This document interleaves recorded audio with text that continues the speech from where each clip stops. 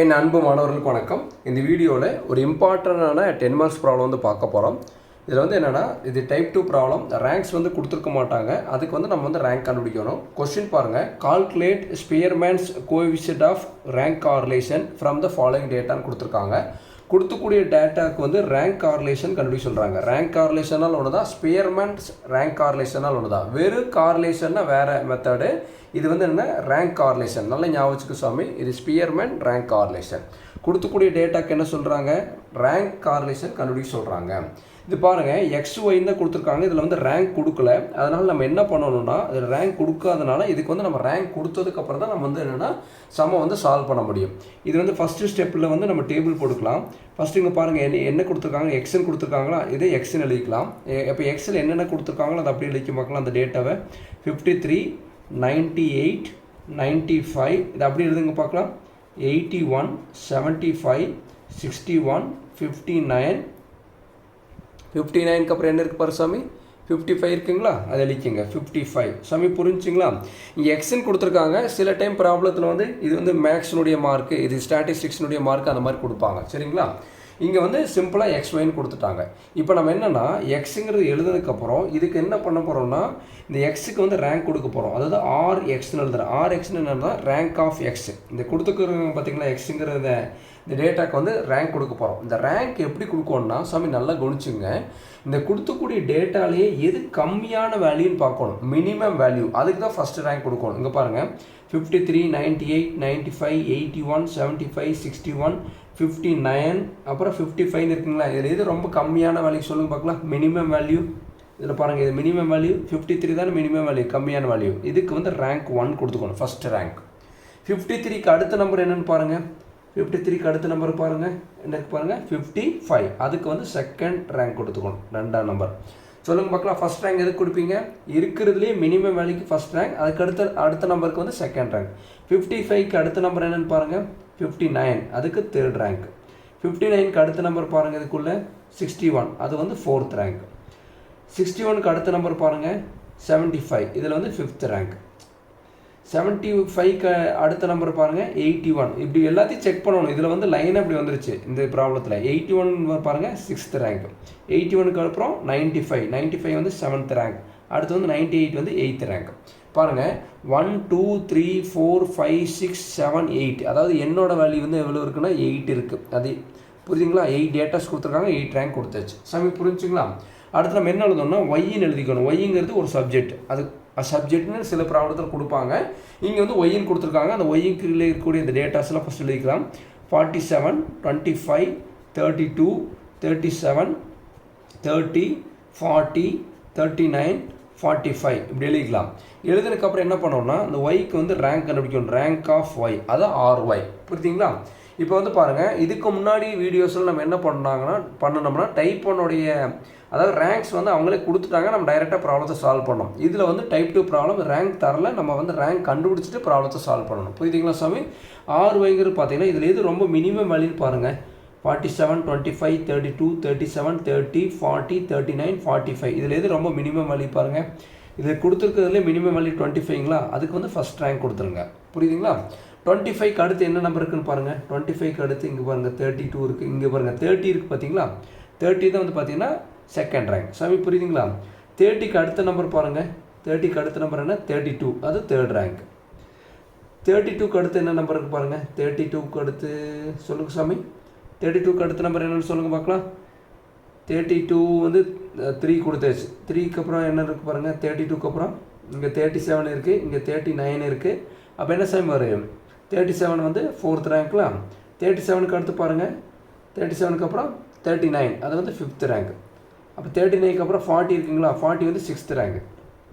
40க்கு அப்புறம் பாருங்கள் 45 வந்து 7th ரேங்க். அப்போ 47 வந்து 8th ரேங்க். அவ்வளோதான் கொடுத்தாச்சு. சாமி புரிஞ்சுங்களா? எக்ஸுங்கிற டேட்டாக்கு ரேங்க் கொடுத்தாச்சு, ஒய்ங்கிற டேட்டாக்கு ரேங்க் கொடுத்தாச்சு. இப்போ நம்ம என்ன கண்டுபிடிக்கணும்னா D கண்டுபிடிக்கணும். Dங்கிறது என்னென்னா RX மைனஸ் RY. புரியுதுங்களா? Rank of X minus rank of Y. இப்படி தானே வந்து RX கரெக்டுங்களா? இதை வந்து நம்ம மைனஸ் பண்ணணும். 1 - 8. இப்போ வந்து தெரியாதவங்க கால்குலேட்டர் எடுத்துங்க. இங்கே பாருங்கள், 1 - 8ன்னு கொடுத்தீங்கன்னா RXங்கிறது 1, RYங்கிறது 8. அப்போ 1 - 8ன்னு கொடுத்தீங்கன்னா ஆன்சர் என்ன வருது பாருங்கள், -7. அடுத்து பாருங்கள் 8 - 1 8 - 1 கால்குலேட்டர் அடிங்க என்ன வரும் பாருங்கள் 7. அடுத்து பாருங்கள் 7 - 3 அடிச்சிங்கன்னா ஆன்சர் வருது 4. இப்போ இந்த மாதிரி மைனஸ் பண்ணிகிட்டே வரணும். நான் வந்து என்ன மேனுவலாக மைனஸ் பண்ணுறேன். 6 - 4 வந்து 2, 5 - 2 வந்து 3, 4 - 6 வந்து -2, 3 - 5 வந்து -2, 2 - 7 வந்து -5. இப்போ நம்ம என்ன பண்ணோம்னா டி ஸ்கொயர் கண்டுபிடிக்கணும். சொல்லுங்கள் பார்க்கலாம். D square. அப்போ ஸ்கொயர் பண்ணும்போது ஆன்சர் எப்போயுமே பாசிட்டிவில் தான் வரும், நெகட்டிவில் வராது. இங்கே பாருங்கள், இது கால்குலேட்டர் போடும்போது ப்ராக்கெட் கொடுத்துட்டு -7 ப்ராக்கெட் க்ளோஸ் பண்ணிவிட்டு இந்த ஸ்கொயர் பட்டன் அமுத்தினா தான் ஆன்சர் வந்து 49 வரும்.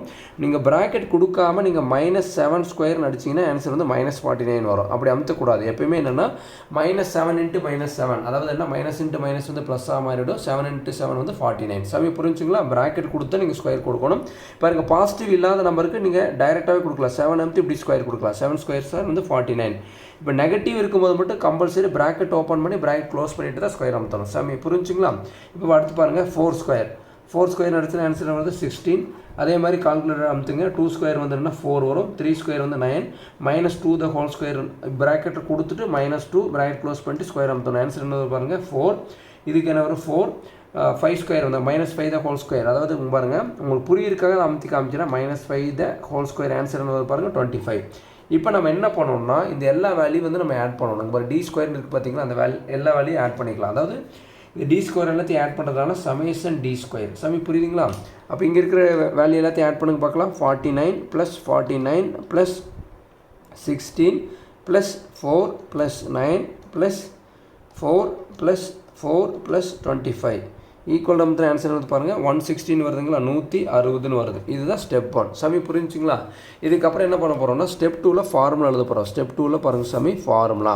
எதனுடைய ஃபார்முலா எழுத போகிறோம்? ரேங்க் கார்லேஷனுடைய ஃபார்முலா எழுத போகிறோம். இங்கே பாருங்கள் RSன்னு எழுதணும். இதுதான் அதனுடைய ஃபார்முலா.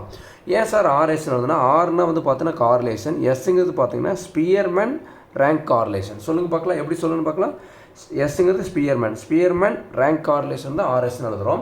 பாருங்கள், இந்த ஃபார்முலா ஈஸியாக ஆவிச்சிருக்காக பாருங்கள். இந்த விஷயத்தை ஞாபகம் பாருங்கள், ஞாபகம் வச்சுங்க. இங்கே பாருங்கள் எப்படி எழுதணும்னா 1 2 3ங்கிறது ஞாபகம் வச்சுங்க. அடுத்து பாருங்கள் DN, இந்த விஷயத்தை மட்டும் ஞாபகம் வச்சுங்க. ஞாபகம் வச்சுட்டு பாருங்கள், ஃபஸ்ட்டு இங்கே என்ன இருக்குது பாருங்கள், 1 இருக்குங்களா.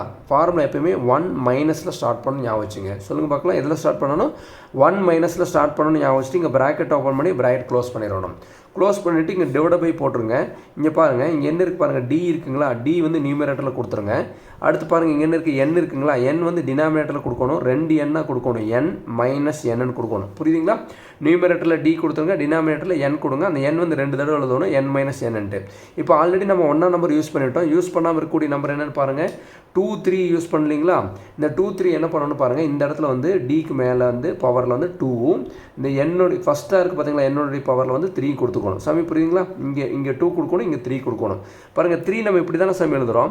இது 3 போட்டால் இப்படி இருக்குங்களா, சமேஷன் மாதிரி இருக்குங்களா. அதனால் இங்கே சமேஷன் கொடுத்துக்கணும். சமி புரிஞ்சுங்களா? 3ல் முடிகிற சமி அது 3 போட்டால் இப்படி வரும், ஞாபகம் வச்சுக்கணும். இப்போ பாருங்கள், 2 3 ஆர் 6, 2யும் 3யும் மல்டிப்ளை பண்ண என்ன வரும், 6 வருங்களா. அது இங்கே எழுதிக்கணும். இவ்வளோ தான் சமி ஃபார்முலா.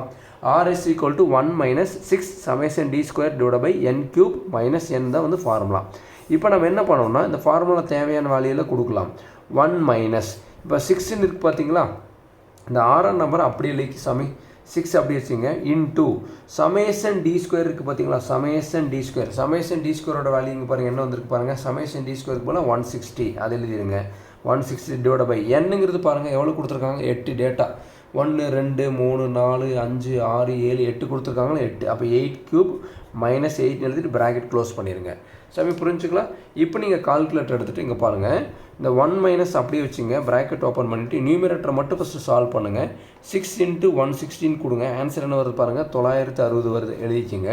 அடுத்து பாருங்கள், டினாமினேட்டர் சால்வ் பண்ணுங்கள். 8 பவருக்கு வந்து இந்த பட்டன் அமுத்துங்க, 8 பவர் 3 -8 இப்படி. இப்போ அடிச்சு ஆன்சர் வந்து பாருங்கள் 504 வருதுங்களா, எழுதிட்டு இப்போ கால்குலேட்டர் ஒரே ஸ்டெப்பில் போடலாம். 1 - அடுத்து என்ன இருக்குது பாருங்கள், ப்ராக்கெட். அடுத்து 960 / 504 ப்ராக்கெட் க்ளோஸ் பண்ணி ஈக்குவல் அமுத்துனே ஆன்சர் பாருங்கள் -0 பாயிண்ட்டுக்கு அப்புறம் 4 டிஜிட் எழுதுங்க, 9047. புரியுதுங்களா? எழுதிட்டிங்களா? இப்போ இது வந்து பாருங்கள் RS. அப்போ RSோட ஆன்சர் பாருங்கள் 0.9047. இதுதான் வந்து பார்த்தீங்கன்னா ஸ்பியர்மேன் ரேங்க் கார்லேஷன் கோஎஃபிஷியன்ட்டுடைய ஆன்சர். சாமி புரியுதுங்களா? கொடுத்துக்கூடிய கிவன் ப்ராப்ளத்துக்கு உண்டான ஆன்சர் இதுதான் சாமி. பொறுமையாக பாருங்கள். இது ஒரு இம்பார்ட்டன்ட் 10 மார்க்ஸ் கொஸ்டின். கண்டிப்பாக எக்ஸாமில் வந்து கேட்பாங்க. ஃபஸ்ட் வீடியோவில் நம்ம வந்து ரேங்க் டைரெக்டாக கொடுக்கக்கூடிய ப்ராப்ளம் பார்த்துருக்கோம். செகண்ட் வீடியோ, அதாவது இந்த வீடியோவில் வந்து ரேங்க் கொடுக்கல, நம்ம வந்து ரேங்க் வந்து கண்டுபிடிச்சி வந்து ப்ராப்ளத்தை வந்து சால்வ் பண்ணியிருக்கோம். இந்த வீடியோ உங்களுக்கு பிடிச்சிருந்ததுன்னா மறக்காமல் லைக் பண்ணுங்கள். சரவணகுமார் மேக்ஸ்காரன் நம்ம சேனலை சப்ஸ்கிரைப் பண்ணுங்கள். மற்ற நண்பர்களுக்கும் நம்மளுடைய சேனலை ஷேர் பண்ணி விடுங்க. Thank you students.